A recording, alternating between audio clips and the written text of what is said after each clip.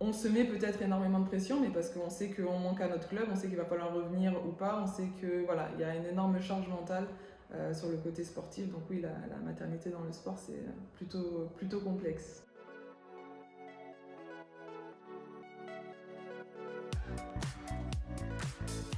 D'une part parce qu'on est très médiatisé et que je savais que ça aurait un impact sur mes performances.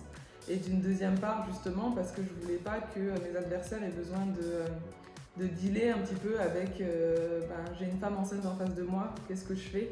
Est-ce que je suis plutôt mauvaise dans l'esprit et je vais être plus agressive sur elle, plus méchante? Ou est-ce que au contraire j'apprécie cette personne ou juste le fait d'avoir une femme enceinte en face de moi ça me fait quelque chose et du coup je vais la laisser un petit peu plus tranquille. Dans le sport il y a ce côté fair play et je trouvais que justement de dévoiler ma grossesse à ce moment-là ça ne l'était pas. Performer au plus haut niveau en ayant ce petit secret pas si facile à cacher, que ce soit mentalement mais aussi physiquement parce que le corps change. Voilà, ça a été une belle expérience que je suis ravie d'avoir vécue malgré justement ces hauts et ces bas.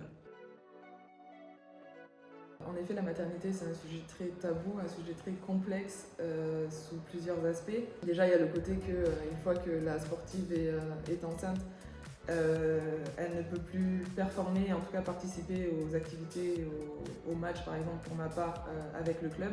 Donc ça c'est forcément un handicap pour le club. Une fois que ça c'est dit, après il y a le côté financier avec le club qui choisit finalement, c'est un choix du club de nous rémunérer l'entièreté de notre salaire ou alors de nous rémunérer que ce qu'ils touchent eux de l'État. Et puis après il y a le côté plus personnel où on a des sponsors personnels et ces sponsors-là, après, ils font le choix ou pas de soutenir leurs athlètes, de signer des athlètes enceintes et c'est pas le cas de tous les sponsors. Quand on a la chance d'avoir des sponsors qui nous soutiennent dans cette aventure, en effet, ça fait un bien énorme financièrement mais aussi mentalement. Alors, j'ai une expérience du postpartum plutôt positive. C'est vrai que ma fille m'a permis de bien me reposer, en tout cas les 2 premières semaines. C'est une période que j'appréhendais, je pense, comme toute nouvelle mère, parce qu'on sait qu'elle est différente pour chacune et pour chaque naissance. Après, voilà, au bout de 2 semaines, j'ai pu reprendre un petit peu le sport. Ça m'a fait du bien parce que mon corps d'athlète avait changé et il est toujours différent et je pense qu'il restera différent. Mais du coup, ça a été pour moi l'opportunité de répondre à cette demande aussi de sport de mon corps. Mon rapport au corps a peut-être changé, mais je reste dans l'optique de repartir sur ma carrière et de profiter justement de ce postpartum pour le partager avec ma fille.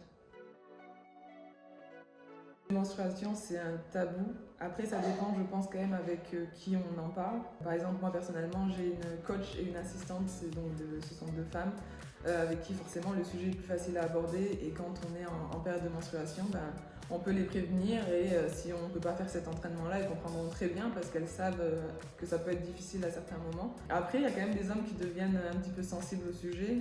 On a un club, le club de Landerneau en Ligue féminine, en Ligue française, qui en fait met en place des semaines de récupération, des semaines de repos quand les filles rentrent en période de menstruation. Et je trouve ça super intéressant parce que du coup elles s'entraînent un petit peu différemment en termes de quantité et en musculation, là où on sait que notre corps peut être plus ou moins performant sur certains cycles.